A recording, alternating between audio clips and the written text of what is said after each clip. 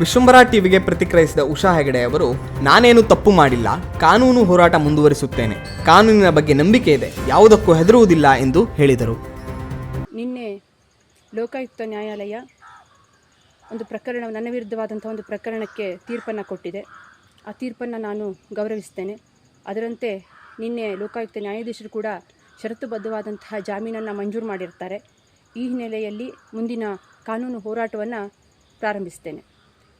ನನ್ನ ಈ ಒಂದು ತೀರ್ಪನ್ನು ನೋಡಿ ಕೆಲವು ಬೇಸರ ಪಟ್ಕೊಂಡು ಹಲವಾರು ಜನ ಫೋನ್ ಮಾಡ್ತಾ ಇದ್ದಾರೆ, ಈಗ ಆಗಬಾರ್ದಿತ್ತು ಅಂಥೇಳಿ. ಆದರೆ ಅಂಗನವಾಡಿ ಕಾರ್ಯಕರ್ತೆಯಾಗಿ, ಜಿಲ್ಲಾ ಪಂಚಾಯತ್ ಸದಸ್ಯೆಯಾಗಿ ನನ್ನ ಕ್ಷೇತ್ರದ ಜನ, ಸಾರ್ವಜನಿಕರು ಮಾಡಿದಂತಹ ಕೆಲಸವನ್ನು ಗುರುತಿಸಿದ್ದಾರೆ. ಈ ಹಿನ್ನೆಲೆಯಲ್ಲಿ ವ್ಯಾಪಕವಾದಂತಹ ಬೆಂಬಲವನ್ನು ಕೊಡ್ತಾ ಇದ್ದಾರೆ. ನಿಮ್ಮ ಜೊತೆಗೆ ನಾವಿದ್ದೇವೆ ಅಂತ ಹೇಳಿ ಆ ಧೈರ್ಯವೇ ನನಗೆ ಸ್ಫೂರ್ತಿಯನ್ನು ಕೊಡ್ತಾ ಇದೆ.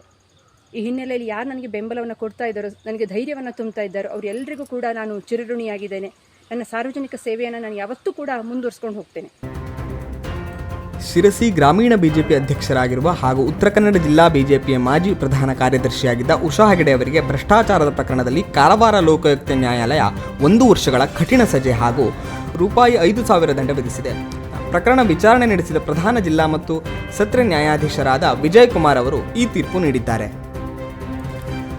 ಉಷಾ ಹೆಗಡೆ ಅವರು ಶಿರಸಿ ತಾಲೂಕಿನ ಬದನಗೋಡು ಜಿಲ್ಲಾ ಪಂಚಾಯತ್ ಸದಸ್ಯರಾಗಿ ಆಯ್ಕೆಯಾಗುವ ಮೊದಲು ಶಿರಸಿ ತಾಲೂಕಿನ ಶ್ರೀನಗರ ಅಂಗನವಾಡಿಯ ಕಾರ್ಯಕರ್ತೆಯಾಗಿದ್ದರು.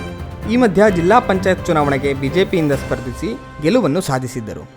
ಸರ್ಕಾರದ ಅಧಿಸೂಚನೆಯಂತೆ ಬದನಗೋಡು ಜಿಲ್ಲಾ ಪಂಚಾಯತ್ ಕ್ಷೇತ್ರಕ್ಕೆ ಸದಸ್ಯೆಯಾಗಿ ಆಯ್ಕೆಯಾಗಿ ಏಕಕಾಲದಲ್ಲಿ ಅಂಗನವಾಡಿ ಕಾರ್ಯಕರ್ತೆ ಮತ್ತು ಜಿಲ್ಲಾ ಪಂಚಾಯತ್ ಸದಸ್ಯೆಯಾಗಿ ಕಾರ್ಯನಿರ್ವಹಿಸಿ 2 ಹುದ್ದೆಗಳನ್ನು ಸರಿಯಾಗಿ ನಿಭಾಯಿಸದೆ, ಕರ್ತವ್ಯದಲ್ಲಿಯೂ ಸರಿಯಾಗಿ ಹಾಜರಿರದೆ ಸುಳ್ಳು ದಾಖಲೆಗಳನ್ನು ಸೃಷ್ಟಿಸಿ ಹಾಜರಾತಿ ಪುಸ್ತಕದಲ್ಲಿ ಹಾಜರಾಗಿರುವುದಾಗಿ ಸುಳ್ಳು ಸಹಿ ಮಾಡಿ ಜಿಲ್ಲಾ ಪಂಚಾಯತ್ ವತಿಯಿಂದ ನಡೆದ ಸಭೆ ಸಮಾರಂಭಗಳಿಗೆ ಹಾಜರಾಗಿ 2 ಹುದ್ದೆಯಲ್ಲಿ ಅಧಿಕಾರದಲ್ಲಿದ್ದಾಗ ಅಂಗನವಾಡಿ ಕಾರ್ಯಕರ್ತೆ ಎಂದು ಸರ್ಕಾರದಿಂದ ಗೌರವಧನ ರು 88,630 ರೂಪಾಯಿಯನ್ನು ಸ್ವೀಕರಿಸಿ ಸರ್ಕಾರಕ್ಕೆ ಮೋಸ ಮಾಡಿದ್ದಾಗಿ ಆರೋಪಿಸಲಾಗಿತ್ತು.